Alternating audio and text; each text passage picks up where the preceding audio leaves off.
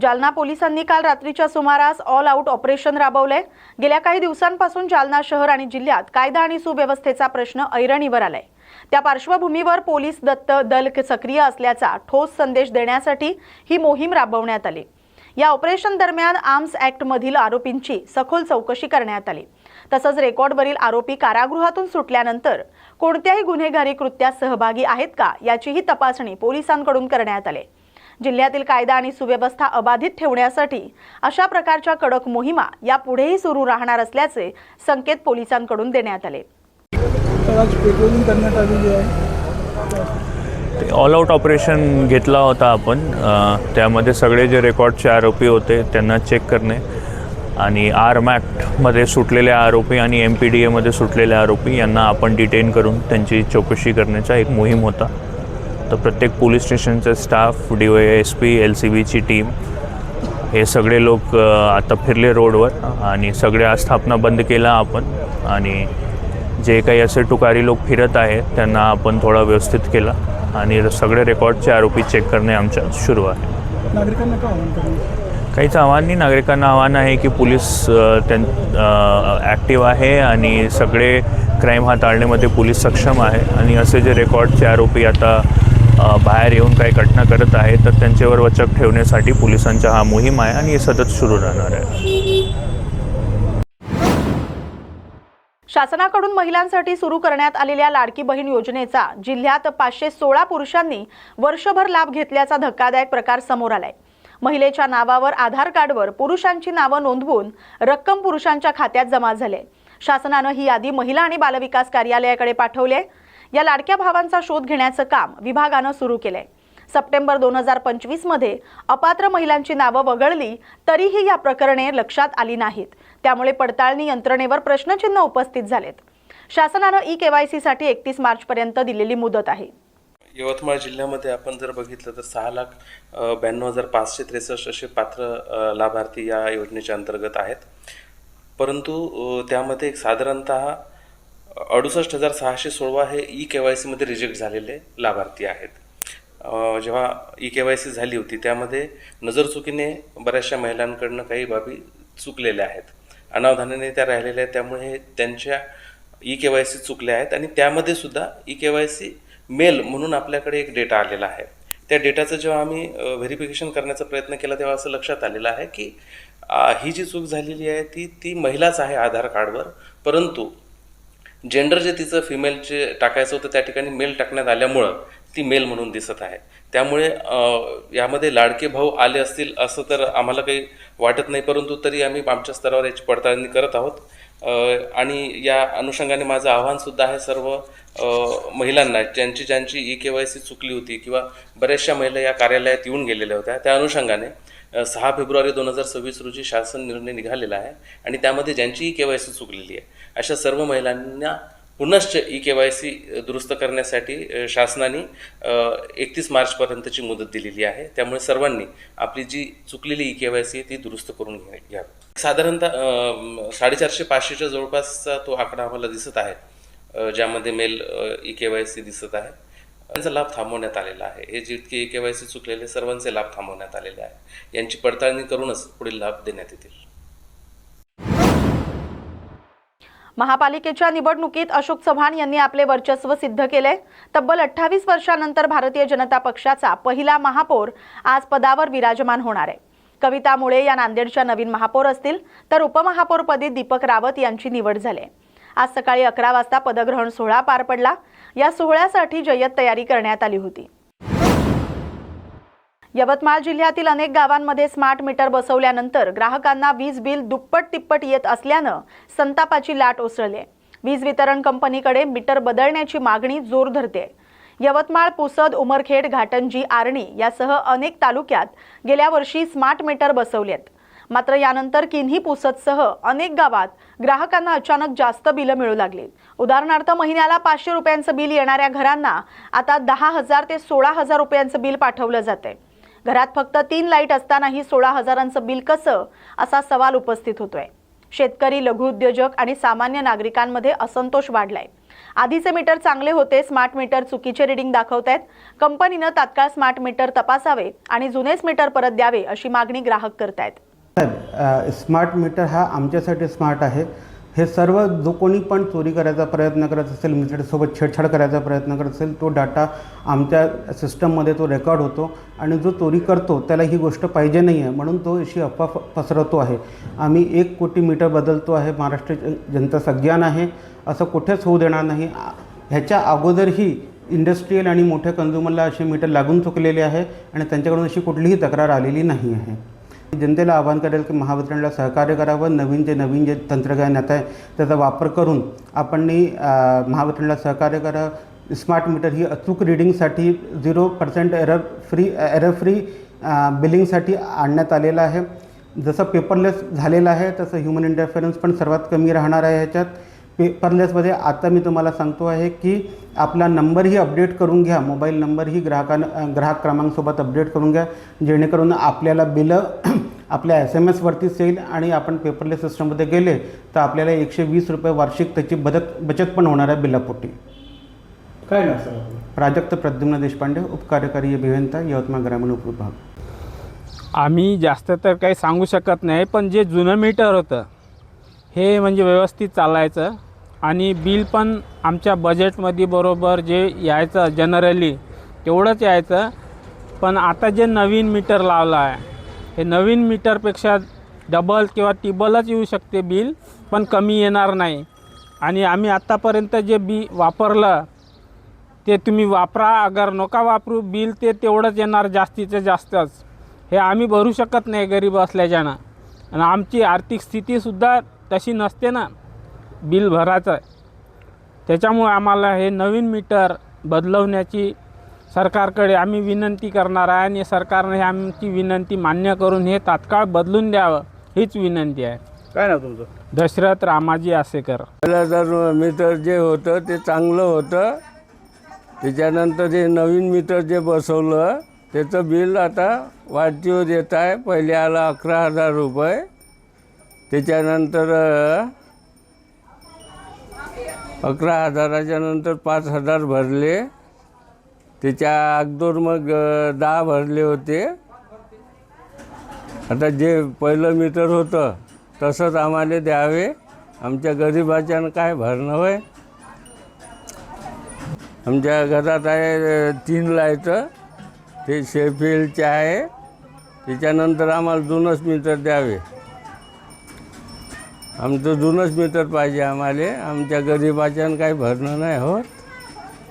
काय नाव तुमचं? विष्णू भुरे रामचंद्र. बुलढाण्याच्या ज्ञानगंगा अभयारण्यात अन्नसाखळीप्रमाणे प्राण्यांसाठी पोषक वातावरण असल्यानं अनेक हिंस्र प्राणी या अभयारण्यात वास्तव्यास आहेत, ज्यामध्ये अस्वल, बिबट यांसह इतर प्राण्यांचा समावेश आहे. तर गेल्या काही दिवसांपूर्वीच वन्यजीव विभागानं ज्ञानगंगा अभयारण्यात PK-City 1 नावाचा 35 महिने वयाचा वाघ आणलाय. बुलढाणाकरांनी याचं नामकरण धुरंधर असं केलंय. जंगल पर्यटनादरम्यान काही पर्यटकांना आज या धुरंधर वाघाचं दर्शन झालं. यामुळे पर्यटकांमध्ये उत्साहाचं वातावरण आहे. जंगल पर्यटनामध्ये देखील वाढ झाली. ठाणे शहरातील वाढती लोकसंख्या आणि वाहनांचा विचार करता घोडबंदरपासून वर्तकनगर आणि स्टेशन परिसरातील वाहतूक कोंडी सोडवण्यासाठी महापालिका, वाहतूक शाखा आणि RTOच्या समन्वयातून काही निर्णय घेण्यात आलेत. आवश्यक वाहतूक बदलांसाठी लवकरच प्रायोगिक अधिसूचना काढली जाणार असल्याचं आमदार संजय केळकर यांनी सांगितलंय. शहरातील वाढत्या वाहतूक समस्या आणि नियमित होणारी वाहतूक कोंडी यावर उपाययोजना करण्यासाठी आमदार संजय केळकर यांनी 3 हात नाका येथील वाहतूक शाखेच्या कार्यालयात वाहतूक शाखा, महापालिका, RTO आणि नागरिकांच्या प्रतिनिधींची संयुक्त बैठक घेतली. यावेळी झालेल्या निर्णयांची माहिती संजय केळकर यांनी समाज माध्यमांवर दिली. वाहतूक नियंत्रण परिपूर्ण व्हावं यासाठी शहरात 2000 CCTV कॅमेरे बसवण्यात आलेत. मात्र वाहतुकीचे योग्य नियोजन करण्यासाठी वाहतूक शाखेचं मनुष्यबळ कमी पडत असल्यास पुढील अधिवेशनात त्याबाबत मागणी केली जाईल असं केळकर यांनी सांगितलं. ठाणे शहरामध्ये म्हणजे ज्याच्यामध्ये वागळी स्टेट, वर्तकनगर, घोडबंदर रोड आणि ठाणे शहर स्टेशन परिसर या सगळ्या विषयाच्या संबंधी अनेक दिवस अनेक प्रकारच्या तक्रारी होत्या, काही लेखी निवेदनं होती आणि त्या दृष्टीने एक कॉमन बैठक आम्ही ट्रॅफिकच्या DCP, त्यांचे ACP आणि निरीक्षक यांच्या उपस्थितीमध्ये आणि त्याचबरोबर RTOचे अधिकारी आणि महापालिकेचे अधिकारी यांना सोबत ठेवून एक बैठक आयोजित केली होती. कारण की ठाणेकरांना भेडसावणारा प्रश्न म्हणजे हा वाहतूक कोंडीचा आहे, पार्किंगचा आहे. निरनिराळ्या ठिकाणी अवैध प्रकारे त्या ठिकाणी दोन्ही बाजूने पार्किंग केलं जातं किंवा वाहतुकीमध्ये निरनिराळे जे अडथळे आहेत त्यासंबंधी खूप मोठ्या प्रमाणामध्ये ठाणेकर जे आहे ते त्रस्त आहेत. आणि त्या पार्श्वभूमीवर याच्यामध्ये सुधारणा करण्याच्या दृष्टीने ही बैठक आयोजित केली होती. आणि त्याच्यामध्ये ठाणा स्टेशनच्या परिसरामध्ये योग्य पद्धतीने रिक्षाचं नियोजन कसं करता येईल, त्या ठिकाणी खाजगी वाहनं येतात त्याचं नियोजन काय करता येईल, तुमच्या शेअर रिक्षाच्या संबंधामधलं कसं नियोजन करता येईल, गोखले रोडचं असेल किंवा निरनिराळे जे चौक आहेत, स्टेशन रोड आहे, त्या ठिकाणी जे अडथळे निर्माण होतात, काही फेरीवाल्यांच्या संबंधामधले विषय जे आहेत ते महापालिकेला देखील आम्ही सांगितले. आणि काही नोटिफिकेशन काढण्याचा आता निर्णय झालेले आहेत. ते प्रायोगिक तत्वावर नोटिफिकेशन काढून हा वाहतुकीचा प्रश्न जो आहे तो जेवढा हलका करता येईल. कारण की एकीकडे शहर वाढतंय, पॉप्युलेशन वाढतंय, वाहनाची संख्या देखील एवढी मोठ्या प्रमाणामध्ये आहे, रिक्षाची संख्या देखील मोठ्या प्रमाणामध्ये आहे, प्रायव्हेट बसेस देखील अवैधपणे या ठिकाणी धावत आहेत. अशा अनेक चुकीच्या पद्धतीने वाहतूक कोंडीला कारणीभूत असलेली गोष्टी होत आहेत. तर त्याच्यावर ठोस अशा प्रकारची उपाययोजना केली जावी अशा संबंधितली आमचा हा निर्णय झाला आहे. आणि पुढच्या काळामध्ये वाहतूक पोलीस जे आहेत ते कठोरपणे कारवाई करतील. मी नागरिकांना देखील आवाहन करेन की शेवटी आपलं शहर आहे, आपल्या या वाहतूक कोंडीतून आपल्याला जर मुक्त राहायचं असेल तर आपण पण या सर्व नियमांना जे आहे ते सहकार्य करायला पाहिजे. सर्व व्यावसायिकांना देखील मी आवाहन करेन की शेवटी तुम्ही व्यवसाय करत आहात, याचा अर्थ तुम्ही लाखो लोकांना वेठीच धरू शकणार नाही. तर तुम्ही देखील याच्यामध्ये महापालिकेला सहकार्य करायला पाहिजे. आणि स्टेशन परिसरामध्ये या पुढच्या काळामध्ये RTOचे गर्दीच्या वेळेला 2-2 RTOचे अधिकारी पण उभे राहतील आणि ते देखील अवैध आणि चुकीच्या पद्धतीने काम करणाऱ्यांच्या विरुद्ध कठोर प्रकारची कारवाई करतील. आता ही बैठकीच्या नंतर त्याच्या फॉलोअपची देखील बैठक काही 2 महिन्यानंतर आपण घेऊ की काय याच्यामध्ये फरक झालेला आहे आणि अजून देखील दुरुस्त करण्याचा प्रयत्न करू. शेवटी नागरिकांची जी निवेदनं येतात त्या निवेदनांना न्याय देण्याकरता अशा प्रकारची बैठक जी आहे ती आम्ही आयोजित केली आहे. आणि मला असं वाटतं की आपण सगळे मिळून याच्यामध्ये सहकार्य करायला पाहिजे. जिथे वाहतूक खातं जे आहे ते चुकीचं असेल तर तिथे त्यांना आपल्याला योग्य प्रकारे सांगायला देखील लागेल आणि त्यांनी देखील कठोरपणे जी कारवाई करायला पाहिजे ती त्यांनी करायला पाहिजे. सर, कुठेतरी वाहतूक पोलिसांची संख्या कमी असल्यामुळे वाहतूक पोलिसांवर ताण होत आहे आणि नागरिकांनी देखील कुठेतरी शिस्तीत वागण्याची गरज आहे. नाही, हे दोन्ही गोष्टी खऱ्या आहेत. आता शासनाने ह्या टेक्नॉलॉजीचा देखील फार मोठा उपयोग सुरू केलेला आहे आणि त्याच्यामुळे जसं गुन्ह्यांचं त्या ठिकाणी CCTV कॅमेऱ्यामध्ये निरीक्षण होतं तसं वाहतुकीचं देखील होते. मला सांगायला आनंद वाटेल की आम्ही देखील पाठपुरावा केला होता की या पूर्ण महानगरपालिका क्षेत्रात 2000 CC कॅमेरे बसवलेले आहेत आणि त्याचा देखील या टेक्नॉलॉजीचा उपयोग पुढच्या काळात होईल. तरी देखील वाढत्या शहराच्याकडे बघता आपल्याकडे ही संख्या कमी आहे. त्याच्यामुळे शासनाकडे देखील मी मागणी करणारे या अर्थसंकल्पीय अधिवेशनामध्ये की आवश्यक तेवढं या ठिकाणी पोलीस बळ आपल्याला दिलं गेलं पाहिजे. आणि त्याचप्रमाणे नागरिकांच्यामध्ये देखील काही आपल्याला त्यांना काही माहिती देण्याकरता आणि जागृती निर्माण करण्याकरता आणि त्यांनी देखील याचं पालन करण्याकरता काही मोहीम करता येईल का त्याच्या संबंधात देखील विचार करणार. वाळूज महानगर परिसरातील जिल्हा परिषद गट आणि पंचायत समिती गण निवडणुकीचा निकाल जाहीर झालाय. अटीतटीची आणि चुरशीची लढत म्हणून ओळखल्या जाणाऱ्या या निवडणुकीत शिवसेना ठाकरे गटानं घवघवीत यश संपादन केलंय. या निवडणुकीत ठाकरे गटाचे सर्व उमेदवार विजयी ठरलेत. परिसरात पक्षाची राजकीय ताकद अधिक मजबूत झाल्याचं स्पष्ट झालंय. गट क्रमांक 50 मधून ललिता सुरेश सोनवणे, गण क्रमांक 99 मधून सतीश बाळू हिवाळे आणि गण क्रमांक 100 मधून दत्तात्रय भास्कर वरपे यांनी मोठ्या मताधिक्यानं विजय मिळवत भाजप तसंच शिवसेना शिंदे गटाला त्यांच्या उमेदवारांचा पराभव केलाय. त्यामुळे वाळूज महानगरातील राजकीय समीकरणांमध्ये मोठा बदल झाल्याचं चित्र निर्माण झालंय. भविष्य आता विजय प्राप्त केलेला आहे. मशाल पुन्हा एकदा चेतलेली आहे. काय बोला? खरं तर 26,000 बजाजनगर वडगाव कोलटीतील जनतेचा आशीर्वाद आहे. हा विजय फक्त त्या ठिकाणी ललिता सुरेश सोनवणे नाही, पूर्ण पॅनलचा नाही तर जनतेचा आहे. मी एवढंच सांगेल की त्या ठिकाणी सत्याचा विजय नेहमी होतोच. त्या ठिकाणी कधी ना कधी त्या ठिकाणी वेळ येतेच. या जनतेच्या ऋणात आम्ही नेहमी राहू आणि जनतेच्या कार्यासाठी समर्पित केलेली जनसेवा फाउंडेशन अशीच त्या ठिकाणी निरंतर चालू राहील एवढंच सांगेल. जय हिंद, जय महाराष्ट्र. सर, तुम्हाला एक माझा प्रश्न होता. नेहमी प्रचारामध्ये आवर्जून जनतेला तुम्ही म्हणायचे की 108वा जपमाळीतला मणी जनतेनं हाताळावा. आज 108वा मणी जनतेनं हाताळलेला आहे. याच्यावर काय बोला?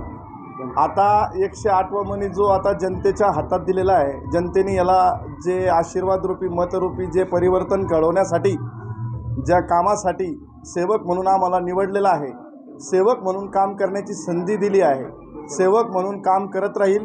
पुढच्या 5 वर्षामध्ये निरंतर असं विकासाचं रूप या बजाजनगरवासियासाठी मतदाराच्या माध्यमातून घडलेल्या परिवर्तनामध्ये माझं सेवक म्हणून एकनिष्ठ म्हणून काम करण्याचं हे ध्येय मी गाठण्याचा प्रयत्न करेल एवढं बोलतो. आणि 108वा मणी हा ललिता सोनवणेच्या रूपात असेल असं मी जनतेला जे शब्द दिलेला आहे तो पूर्ण करण्याचा अहोरात्र प्रयत्न करणार आहे. राष्ट्रवादी काँग्रेसचे सरचिटणीस आणि अजित पवारांचे निकटवर्तीय प्रमोद हिंदूराव यांनी राजेंद्र घाटगे यांच्या समवेत काशी विश्वनाथ इथं अजित पवार यांच्या अस्थी विधिवत विसर्जित केल्या. 28 जानेवारी रोजी विमान अपघातात अजित पवार यांचं निधन झालं होतं. मुंबईहून बारामतीकडे सभेसाठी ते जात असताना त्यांच्या विमानाचा अपघात झाला. त्यांच्या निधनानंतर संपूर्ण महाराष्ट्रावर शोककळा पसरले. अमरावती महानगरपालिकेची प्रशासकीय राजवट संपली असून नवनिर्वाचित महापौर श्रीचंद तेजवानी आणि उपमहापौर सचिन भेंडे यांनी अधिकृतपणे आपल्या पदाचा पदभार स्वीकारला. या सोहळ्याला अमरावती जिल्ह्याचे पालकमंत्री चंद्रशेखर बावनकुळे आणि आमदार रवी राणा, माजी पालकमंत्री प्रवीण पोटे यांनी नवनिर्वाचित महापौर आणि उपमहापौरांचं पुष्पगुच्छ देऊन अभिनंदन केलंय. यावेळी दोन्ही लोकप्रतिनिधींना मनपूर्वक शुभेच्छा दिल्या आणि त्यांच्या यशस्वी कार्यकाळासाठी शुभेच्छा व्यक्त केल्या. ना आम्ही मागितला त्यांनी कसा दिलाय माहिती नाही, त्यांनी का दिलाय माहिती नाही. शेवटी त्यांच्याकडे कोणी गेलो नाही, त्यांच्याची आमची काही चर्चा नाही. त्यांनी वर हात का केला हे आम्हाला कळलं नाही. पण आम्हाला त्याची गरजही नव्हती. आमच्याकडे पूर्ण संख्याबळ होतं. पण त्यांनी हात वर केला हे आमच्या एका सदस्यांनी. कारण आमचा काही दोष नाही त्यांचा. एकही माझ्याकडनं किंवा भारतीय जनता पक्षाकडनं कुणी MIMच्या संपर्कात राहू शकत नाही.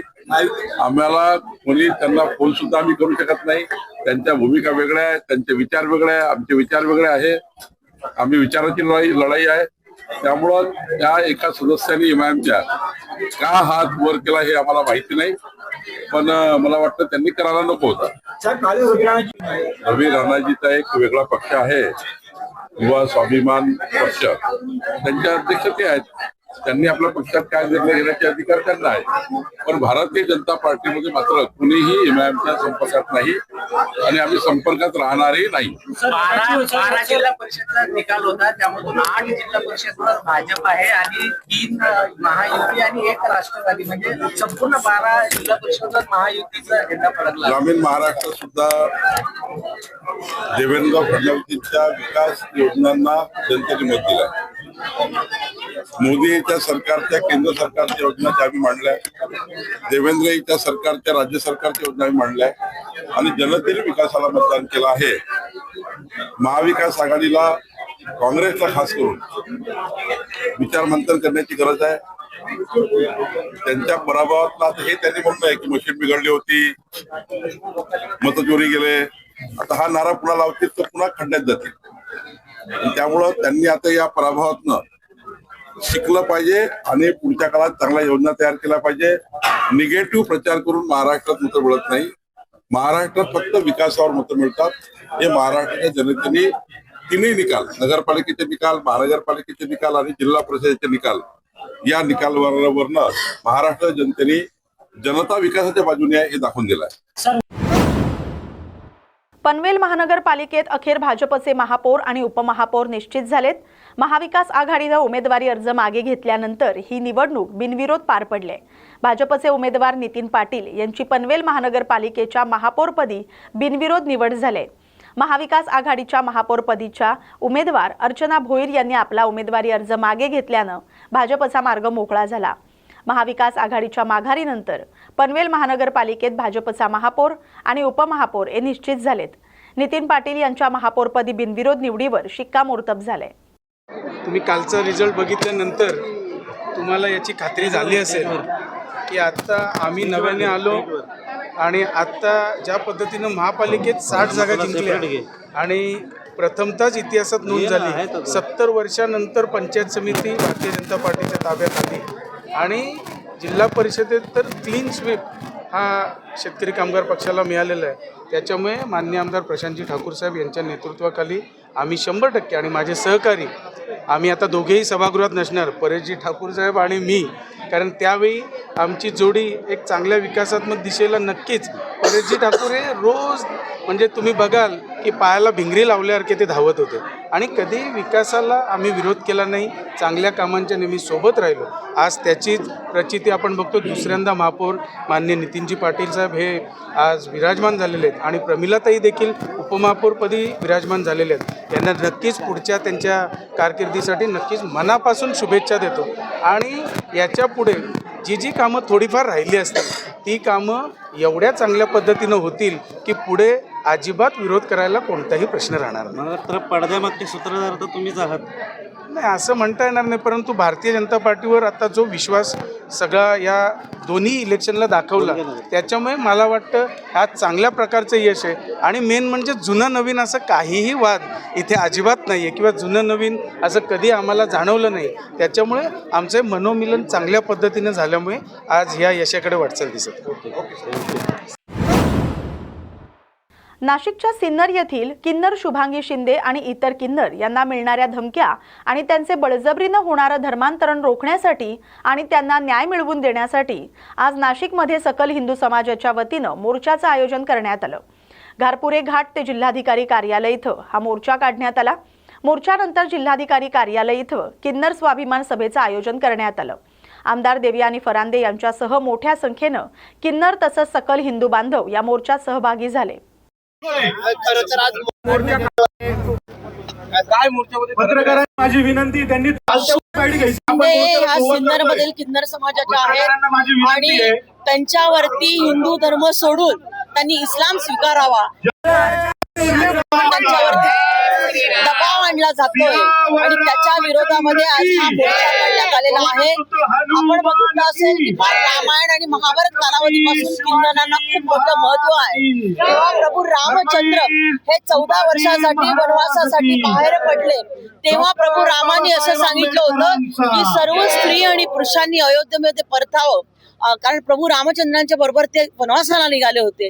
परंतु सगळे स्त्री पुरुष अयोध्येमध्ये परतले, मात्र किन्नर जे होते ते अयोध्येमध्ये गेले नाही. ते 14 वर्ष प्रभू रामचंद्रांची वाट बघत होते, कारण प्रभू रामचंद्राचा आदेश होता आणि ते किन्नर असल्यामुळे स्त्री पुरुष या दोन्ही तत्वांचे त्यांच्यामध्ये मिलन असल्या कारणामुळे ते अयोध्येमध्ये गेले नाही. आपल्या हिंदू धर्मामध्ये असं महत्व आहे की किन्नरांना दान केलं तर खूप पुण्यफळ मिळतं आणि अशा पद्धतीने हिंदू धर्म सोडून इस्लाम धर्म स्वीकारण्यासाठी जर कोणी त्यांच्यावरती दबाव आणत असेल तर त्यांना आमचा विरोध आहे आणि सर्व पद्धतीने आम्ही त्यांच्या पाठीशी मागण्या आपण सरकारपर्यंत विधिमंडळामध्ये त्यांच्यावरती आवाज उठवला जाईल. इन्कम सोर्स आहे, बाजार वगैरे सगळे तिच्या अंडर आहे, म्हणून तिचं ऐकून धर्मांतरण हे लोक महत्वाच्या पुढल्या मागण्या जिल्हाधिकाऱ्यांपर्यंत पोहोचवणार आहे. इथून पुढे कोणी किन्नरांचं कोणीही धर्मांतरण करू नये. तुमच्या मान्य झालं नाही तर तुम्ही काय करणार? ते आमचं टीम आणि सकल हिंदू समाज जसं ठरवेल तसं माझी भूमिका असेल.